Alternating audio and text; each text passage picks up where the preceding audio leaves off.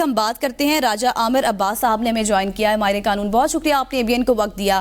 کہیے گا کیا آپ کے ریمارکس ہیں اس پر, کیا کہیں گے؟ نواز شریف کو بری کر دیا گیا ہے, اس سے پہلے بھی یہ سماعت ہوئی تھی, دلائل جاری تھے, آج بھی دیے گئے, لیکن کوئی ٹھوس شواہد نہیں دیے گئے نیب کی جانب سے, اور اب نواز شریف کو العزیزیہ جس میں 7 سال قید کی سزا سنائی گئی تھی بری کر دیا گیا ہے.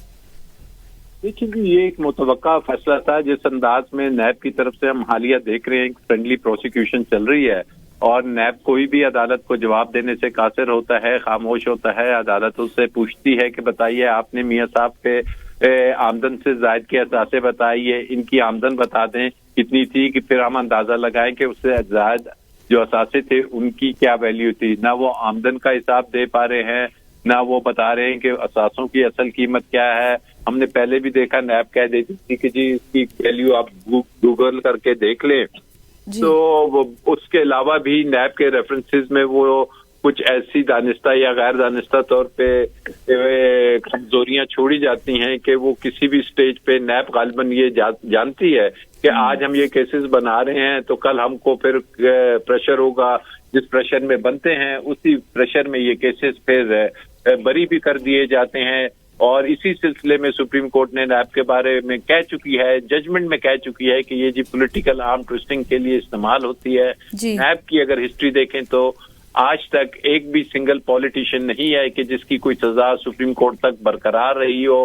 نیچے سے بھلے سے اس ٹائم پریشر میں کیسز کرتے ہیں اور الٹیمیٹلی بری ہو جاتے ہیں جی. تو نیب کا ادارہ میری نظر میں تو ایک عام آدمی کے لیے بے انتہا سخت بھی ہے, بڑا پروفیشنٹ بھی ہے, بڑا ایبل بھی ہے.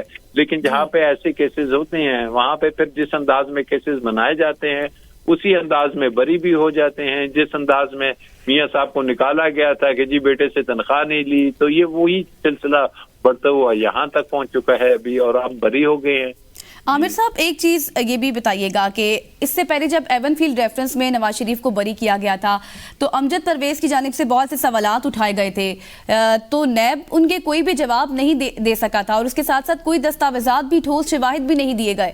تو پھر یہ جو کیسز بنائے جاتے ہیں پھر یہ کن بنیادوں پر بنائے جاتے ہیں؟ اور دوسرا یہ کہ آج ہم جب دیکھ رہے ہیں کہ اگر آج جب اتنے وسائل استعمال کر کے جب یہ کیسز بنائے جاتے ہیں اس کے بعد کوئی ایویڈنس بھی نہیں ہوتا اور پھر بری کر دیا جاتا ہے, تو آج جو کیسز بنائے جا رہے ہیں تو پھر یہ ایکسپیکٹ کیا جائے کہ ان فیوچر جو آج کیسز بن رہے ہیں ان میں بھی کوئی ایویڈنس نہیں ہوگا اور بری کر دیا جائے گا؟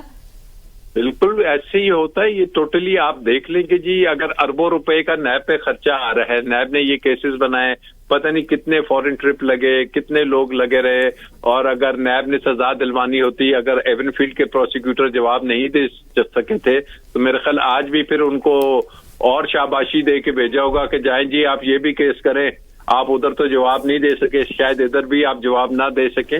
تو بات بڑی کلیئر سی ہے کہ these are all politically motivated cases. شواہد کون سے چاہیے ہوتے ہیں؟ دیکھیے جی انفارچونیٹ بات یہ ہے کہ وہ ایون فیلڈ فلیٹس آج بھی موجود ہے. میاں صاحب یہاں سے جا کے مفرور ہو کے انہی فلیٹس میں رہتے تھے. یہ عزیزیہ اور یہ دوسری پراپرٹیز آج بھی ہیں, پراپرٹیز بھی موجود ہیں, فلیٹ بھی موجود ہیں.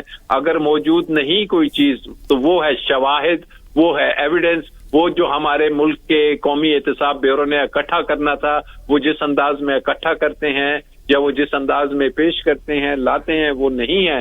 تو اس میں پھر جو ایشو ہے وہ بڑا کلیئر ہے کہ نیب یہ کیسز بناتا ہی اسی لیے ہے کہ جانتے ہوئے کہ کل کو ہم کو پریشر میں ان کو ریلیکس کرنا پڑے گا.